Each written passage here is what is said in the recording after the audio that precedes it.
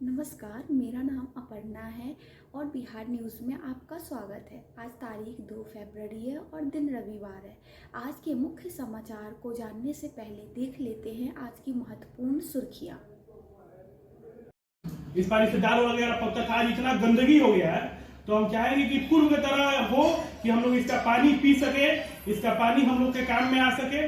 तो इसके लिए दीपक जी बहुत ही धन्यवाद के पात्र हैं। चलिए, तो जायसवाल जी हैं जो कलवार सेवा समिति में ये भी मेंबर हैं और देखिए इन्हीं के कार्यालय पर हम लोग आए हैं। तो सर आपका जो सहयोग है वो भी हम चाह रहे हैं कि मेरे पिताजी की पुण्यतिथि में आप भी सहयोग दें। क्या कहना चाह रहे हैं? आपको धन्यवाद देता हूँ कि आपने बोलने का मौका दिया है और आपके पिताजी के पुण्यतिथि पर ये जो दीप प्रज्वलित कर रहे हैं जी, इससे सभी लोगों को सीख मिलेगा जी कि आप ही के बदौलत जो उन लोग को भी जागरूक हो कि हम भी जो है गंगा नदी पर चल कर दीप प्रज्वलित करें। चलिए, जीरादेई से यहाँ पर श्यामपुर बाजार से आए हुए हैं अमरनाथ गुप्ता जी, जो सदर सीवान सदर के देखिए तो प्रभारी भी हैं और पूर्व में सांसद प्रतिनिधि रह चुके हैं। देखिए तो इस मीटिंग की महत्व को समझते हुए लगभग 2 घंटे से हम लोग साथ बैठे हुए हैं। सर, क्या कहना चाहेंगे आप इस आयोजन पर? सबसे पहले हम आपको दीपक बाबू का धन्यवाद देते हैं कि अपने पिताजी को पुण्यतिथि मनाते हैं। इस कार्यक्रम में हम भाग लेंगे, बढ़ चढ़ का जो भी होगा सहयोग करेंगे।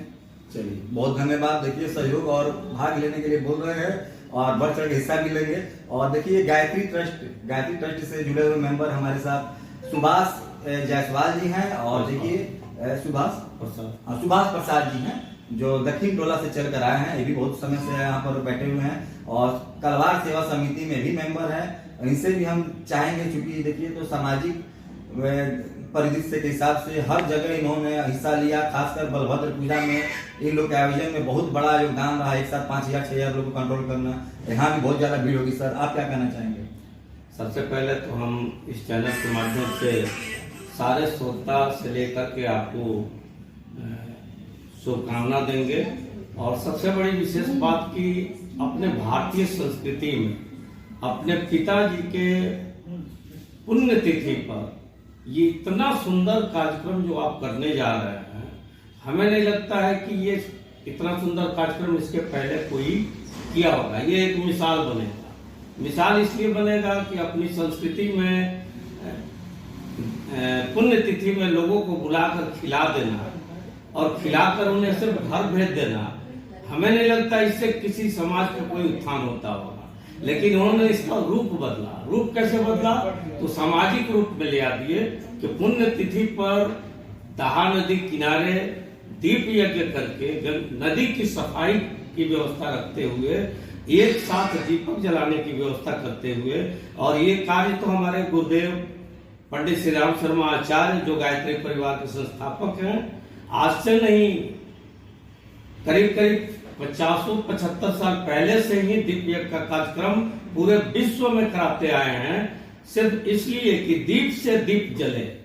दीप से दीप जले का मतलब होता है आदमी से आदमी जुड़े, और आदमी से आदमी जब जुड़ेगा तो समाज सुंदर बनेगा।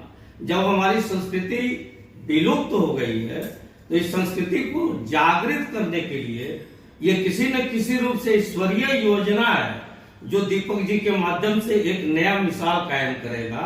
और ये इस रूप में आएगा कि आने वाले समय में अच्छे लोग इस कार्य को करना चाहेंगे कि जब भी मेरे यहाँ पुण्यतिथि हो तो हम समाज का कोई ना कोई अच्छा काम करें, न कि किसी बड़े लोगों को बुलाकर खिला दें।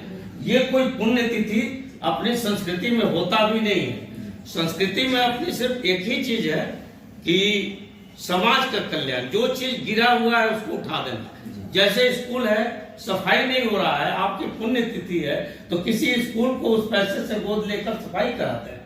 किसी घाट में घाट नहीं बना है, व्यवस्था नहीं है, सफाई नहीं है, तो पुण्यतिथि पर उस घाट को उस रकम से सुंदर बना दें। ये परिवर्तन है।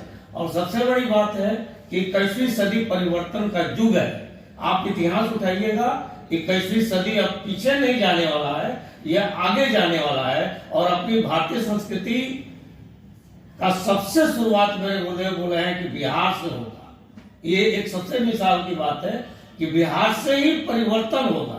और जब बिहार से परिवर्तन होगा तो ये पूरे देश में परिवर्तन होगा और देश नहीं पूरे विश्व में इसका पताका फहरेगा। इसलिए हम ₹350 received on PhonePe। बशर्ते कि इसकी टीम बनाकर सुंदर से व्यवस्था की जाए तो हमें लगता है कि जो काम हम धीरे धीरे एक एक करके पहुंचते हैं, एक साथ पूरे सीवान जिला में हम लोग इसका मिसाल कायम कर सकते हैं। और जो सामाजिक कार्यकर्ता है वो तो आपको शाबाशी देगा ही, और घर घर से भी लोग कहेंगे कि सिवान में कुछ हुआ है, सिवान में कुछ हुआ है। इसी को परिवर्तन कहते हैं और इस परिवर्तन का पुण्य लाभ हमारे छोटे से थे, जब बचपन से ये लोग हम लोग समझिए कि गाइडलाइन करते थे। आज हमें बड़ी खुशी हुई कि आज ये इतने ऊंचे मुकाम पर पहुंचे हैं, जो हम लोग को मतलब क्या कहें, हम लोग को इनको एक एक चीज सिखाते थे गायत्री परिवार में, और ये बहुत ज्यादा मंदिर से भी आस्था रखते थे और मंदिर पर भी आना जाना बहुत। इनकी माँ का तो खैर कोई जवाब ही नहीं था, माँ की मृत्यु पर तो सारे लोग मतलब ये हो गया था कि इनको कैसे हो गया ऐसे आदमी को। लेकिन हमारे गुरुदेव लिखते हैं बार बार कि महान आत्माएं जितना काम करने के लिए आती है उतना करके चली जाती है, काम रुकता नहीं है। तो दिव्य की जो आप काम शुरू करेंगे, हमारा पूर्ण विश्वास है ये रुकेगा नहीं, हर साल होते रहेगा। इसी बात को लेकर हम अपनी बात को विराम देंगे और पूरी सीवान जनता को इसमें आग्रह और निवेदन करेंगे कि कम से कम इस चीज को देखने के लिए तो कम से कम जरूर पहुंचे कि ये हो क्या रहा है और हो रहा है तो कैसे हो रहा है, इससे लाभ क्या है। ये सब समाज के लोग जब जानेंगे तो अपनी संस्कृति बहुत तेजी से आगे बढ़ेगी। धन्यवाद।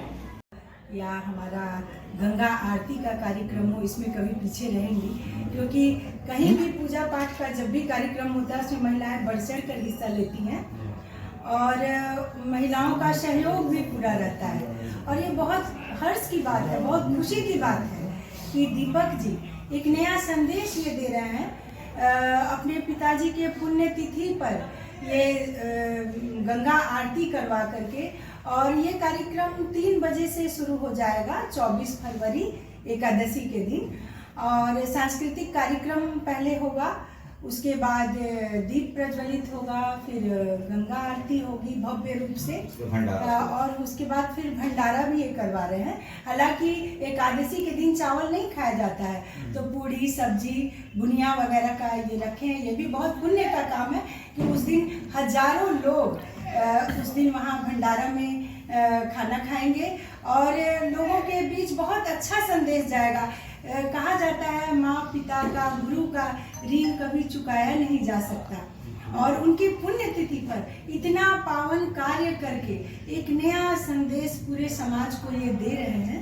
और लोगों के अंदर ये भावना मतलब उत्पन्न हो रहा है कि हमें भी अपने ये जो गंगा आरती है, ये समझ लीजिए कि हमारे सनातन धर्म में इसका बहुत ही बड़ा मतलब महत्व है। और जो नए युवा पीढ़ी है वो वेस्टर्न कल्चर की तरफ हावी हो रहा है, और सच पूछिए तो अभी हमारे युवा पीढ़ी को अपने धर्म के प्रति, सनातन धर्म के प्रति, रामायण ये सब चीज़ की जानकारी ये सब देना बहुत ज़रूरी है। और ये सब कार्यक्रम होगा तो ये सब चीज़ों को और बढ़ावा मिलेगा, युवा वर्ग वहाँ आएंगे देखेंगे तो काफ़ी प्रभावित होंगे। ये बहुत अच्छा काम है। इन्हें भी क्लब की